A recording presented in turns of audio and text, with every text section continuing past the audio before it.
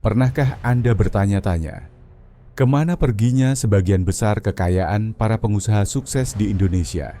Mungkin sebagian dari kita pernah mendengar atau membaca tentang surga bernama Singapura, tempat di mana miliaran dolar milik orang Indonesia parkir dengan aman dan nyaman. Tapi, tahukah Anda, fenomena ini bukan sekadar cerita tentang orang kaya yang mencari tempat aman untuk menyimpan uangnya. Ini adalah masalah kompleks yang berdampak signifikan pada perekonomian Indonesia, dan pemerintah sedang berupaya keras untuk menarik kembali dana-dana tersebut ke tanah air. Singapura, dengan gemerlapnya gedung-gedung pencakar langit dan reputasinya sebagai pusat keuangan global, memang menawarkan daya tarik yang sulit ditolak. Stabilitas ekonomi, keamanan finansial yang terjamin, dan yang paling penting, tarif pajak yang lebih rendah dibandingkan Indonesia menjadi alasan utama mengapa para pengusaha Indonesia lebih memilih memarkir uangnya di sana. Bayangkan saja, tarif pajak perusahaan di Singapura hanya 17%, jauh lebih rendah dibandingkan di Indonesia yang mencapai 25%. Tak heran, banyak pengusaha yang tergoda untuk memanfaatkan celah ini. Selain itu, Singapura juga menawarkan kemudahan dalam berinvestasi dan akses ke pasar global yang lebih luas. Infrastruktur keuangan yang canggih dan regulasi yang jelas membuat Singapura menjadi tempat yang ideal bagi para investor untuk mengembangkan bisnisnya. Tak hanya itu, faktor keamanan dan kepastian hukum juga menjadi pertimbangan penting bagi para pengusaha. Di tengah ketidakpastian ekonomi global dan tantangan birokrasi di dalam negeri, Singapura dianggap sebagai tempat yang lebih aman dan stabil untuk menyimpan aset mereka. Menteri Investasi, Bahlil Lahadalia, mengungkapkan fakta menarik sekaligus menantang terkait investasi Singapura di Indonesia. Secara angka, Singapura memang tercatat sebagai salah satu investor terbesar, dengan total investasi mencapai 4 miliar dolar Amerika Serikat, atau sekitar 60 triliun rupiah. Namun, Bahlil menjelaskan bahwa angka ini perlu dilihat lebih dalam. Banyak investasi yang tercatat berasal dari Singapura sebenarnya merupakan dana dari negara lain yang mampir dulu di Singapura sebagai pusat keuangan. Singapura berfungsi sebagai hub bagi investor dari berbagai penjuru dunia yang ingin menanamkan modalnya di Indonesia. Artinya, investasi tersebut tidak serta-merta mencerminkan kekuatan ekonomi Singapura semata, tetapi juga kepercayaan investor global terhadap potensi Indonesia. Bahlil juga menyampaikan pandangannya mengenai prospek ekonomi Indonesia. Ia meyakini bahwa pertumbuhan ekonomi Indonesia akan tetap kuat, terutama didorong oleh status Indonesia sebagai pengekspor komoditas bersih.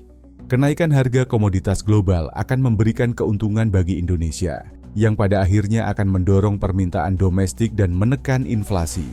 Suku bunga yang masih rendah juga menjadi faktor pendukung pertumbuhan ekonomi. Di tengah penguatan dolar Amerika Serikat, banyak eksportir Indonesia tampaknya lebih memilih menyimpan dolar yang mereka peroleh dari ekspor di luar negeri. Ini karena suku bunga deposito valuta asing di Indonesia tidak terlalu kompetitif. Pengusaha mengakui bahwa suku bunga untuk menyimpan valuta asing di Indonesia lebih rendah dibandingkan dengan negara-negara tetangga. Ini bisa menjelaskan mengapa banyak orang memilih menyimpan pendapatan ekspor mereka di Singapura. Sebagian besar pendapatan ekspor Indonesia disimpan di bank-bank Singapura, terutama dengan dolar Amerika Serikat yang semakin kuat. Ketika lebih banyak dolar ekspor disimpan di luar negeri, hal ini memengaruhi stabilitas rupiah Indonesia. Ini karena bank-bank di Singapura menawarkan bunga lebih dari 3% per tahun untuk deposito berjangka dalam dolar Amerika Serikat, jauh lebih tinggi daripada rata-rata 0,38% di Indonesia. Gubernur Bank Indonesia, Agus Martowardojo, memperkirakan bahwa orang Indonesia memiliki sekitar 3.000 triliun rupiah, sekitar 200 miliar USD, yang disimpan di Singapura. Pemerintah menemukan bahwa total jumlah uang Indonesia yang disimpan di luar negeri bahkan lebih besar daripada produk domestik bruto (PDB) Indonesia saat ini. Akumulasi ini telah terjadi sejak tahun 1970-an. Salah satu alasan utamanya adalah Singapura memiliki tarif pajak terendah di Asia Tenggara. Pajak perusahaan di Singapura hanya 17%, sedangkan di Indonesia mencapai 25%. Pajak penghasilan pribadi di Singapura memiliki tarif maksimum 20%, sedangkan di Indonesia bisa mencapai 30%. Namun, eksodus dana ke Singapura ini tentu saja berdampak negatif bagi perekonomian Indonesia. Miliaran dolar yang seharusnya bisa diinvestasikan di dalam negeri, menciptakan lapangan kerja, dan mendorong pertumbuhan ekonomi justru menguap ke luar negeri. Akibatnya, Indonesia kehilangan potensi pendapatan pajak yang sangat besar, yang seharusnya bisa digunakan untuk membiayai pembangunan infrastruktur, pendidikan, kesehatan, dan sektor-sektor penting lainnya. Lebih jauh lagi, fenomena ini juga mencerminkan kurangnya kepercayaan sebagian pengusaha terhadap kondisi ekonomi dan iklim investasi di Indonesia. Hal ini tentu menjadi tantangan besar bagi pemerintah untuk menciptakan lingkungan bisnis yang lebih kondusif dan menarik bagi para investor. Pemerintah Indonesia menyadari betul dampak negatif dari fenomena ini dan terus berupaya untuk menarik kembali dana-dana tersebut ke tanah air. Berbagai strategi telah dan sedang dilakukan, mulai dari program amnesti pajak, perbaikan iklim investasi, hingga peningkatan pengawasan terhadap aliran dana ke luar negeri. Program amnesti pajak menjadi salah satu andalan pemerintah untuk menarik kembali dana yang terparkir di Singapura. Melalui program ini, para pengusaha diberikan kesempatan untuk melaporkan aset mereka yang ada di luar negeri dengan imbalan tarif tebusan yang lebih rendah. Tujuannya jelas, agar uang yang selama ini bersembunyi di Singapura bisa kembali ke Indonesia dan berkontribusi pada pembangunan ekonomi.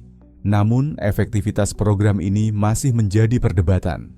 Beberapa pihak menilai amnesti pajak hanya memberikan keuntungan bagi para pengusaha kaya, sementara dampaknya terhadap peningkatan pendapatan pajak dan investasi masih belum signifikan.